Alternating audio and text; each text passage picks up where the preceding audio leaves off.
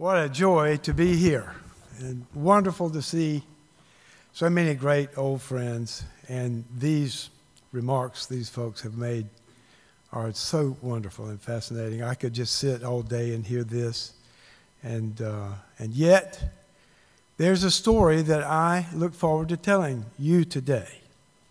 So, once upon a time, long ago, and not very far away from this place, there lived a great man, and his name was Sonny Jim Tatum. I want to tell you a story about him today. He was the football coach when I came to Chapel Hill in 1956 as a Morehead scholar. More than anything in my life, I wanted to play on the football team here. It had been my dream since I was just a little child down in Stanley County, North Carolina. I was thrilled to get the Morehead Scholarship, but I wanted so much to make the football team. Coach Tatum was a big, powerful man. He was stern. He was tough. He had huge standards. He was a frightening man, in many ways a terrifying man, but I had enormous respect for him. You wouldn't want to disappoint him. You wouldn't want to let him down in any way whatsoever. He was well known and famous by the time he came here in 1956. In 1955, he had been National Football Coach of the Year at Maryland. So he came home to North Carolina, to Chapel Hill, to re-energize the football team. Well, it was discouraging to go out there on that field. From Alumni, North Carolina, there were more boys playing my position than we had on our entire team. These were great-looking kids. These were big boys, big strapping boys from Pennsylvania coal mining families from all over the country, and there were a lot of good-hearted North Carolina boys. I was a good-hearted North Carolina boy. But it was discouraging at times, and there were low moments for me. To try to be a student, the Morehead program pushed and helped me to understand the idea you must be a student athlete. You're not just going to be an athlete. So there were times when I thought, I won't be noticed. No one will notice me. I always walked the path to the football practice field down by past Cobb Dorm, by Winston Dorm. There's a little cemetery down there on the left. And one day I was passing by that cemetery and I saw an old tombstone there that had been knocked over by many years. And I just walked over out of curiosity and read it. And the inscription was, "They fail, and they alone who have not striven." I thought, wow, you know what that means? The only way I can fail is not to try. This became a sort of a mantra for me. This was a totem, a very important thing for me, and it was uplifting to me. So somehow I made it through that first year, and the earth turned and the sun rose and set, and it was the summer of my sophomore year, and I had a real chance to make the team.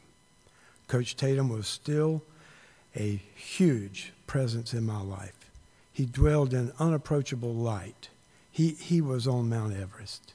And I was at home in Stanley County working out to be just as fit as I could be to come back and make the team. And I'd worked out this day, and it was the afternoon, and the phone rang.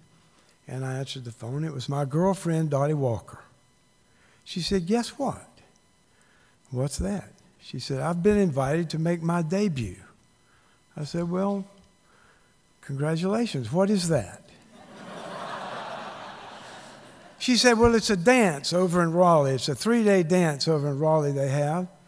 And I want you to go and be my marshal." Well, I didn't want to go, I'll tell you that. I had no interest in going. It just was not my thing. But I needed an excuse. So I said, when is that thing? She said, "It's September 1st, 2nd, and 3rd. And I said, "Aha, I know now." I said, "I am so sad. I probably laid it on a little too heavy." I'm so sorry, doggone it, I'm so sorry. But that's when our two-a-day football practices are. And you know how Coach Tatum would feel if I said to him, I need to miss practice to go to a dance over in Raleigh. I'd be kicked off the team. So she cried and wept bitter tears. And she hung up the phone. And in 10 minutes, the phone rang again. She said, guess what? I said, what? She said, my mother called Coach Tatum.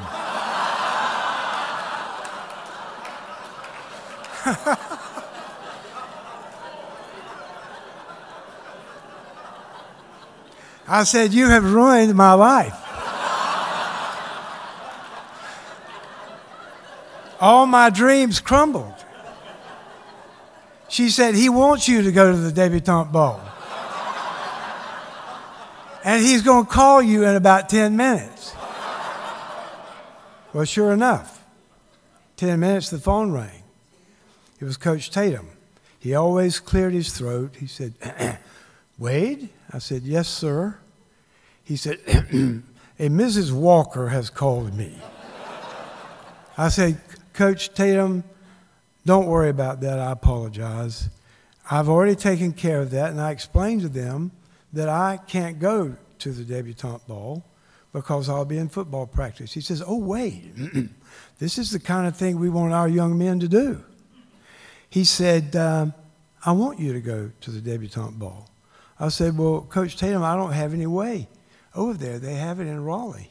And I wouldn't have any way to the dance. He said, well, Mrs. Walker and I have worked that out. He said, you'll drive my new Oldsmobile. He said, every day you come to practice and bring your tuxedo to the Keenan Field House. And we'll start the practice at 3:30. At 4:30, I'll remind you that you need to go to the debutante ball. You go down, put on the tuxedo, and go over to the dance. So every day I went to practice with my tuxedo at the field house. And every day at 4:30, announcing on the loudspeaker so every one of my teammates could hear it, Wade Smith, it's time for you to go to the debutante ball.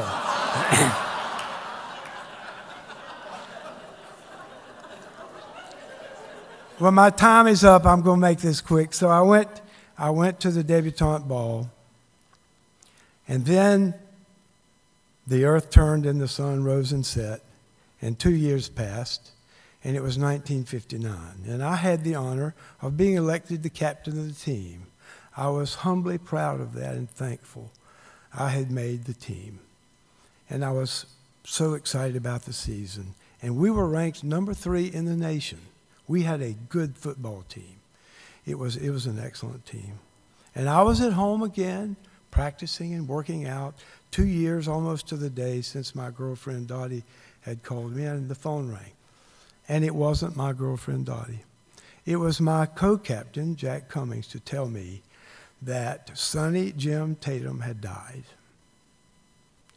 10 days before the season was to start. Sonny Jim Tatum died. He was 46 years old. He died of Rocky Mountain spotted fever. So we gathered the team together, and we gave him a great farewell. And we took him over to the cemetery, and we buried him 1 football length from that tombstone that said, they fail, and they alone who have not striven. And we had a hard time with our season that year because we couldn't get going because we had lost our coach. But we dedicated the last game of the season to Coach Tatum. That was the Duke Carolina game. That's why this is so timely today. And we went out on that field that day and we beat Duke 50-0.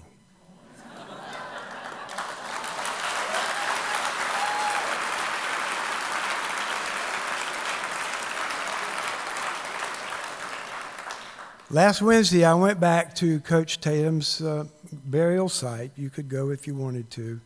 Pulled back the little stone there, that's a flat stone. pull the earth off of it, move the grass and the leaves off of it, and there it is, James Moore Tatum, National Coach of the Year, 1955.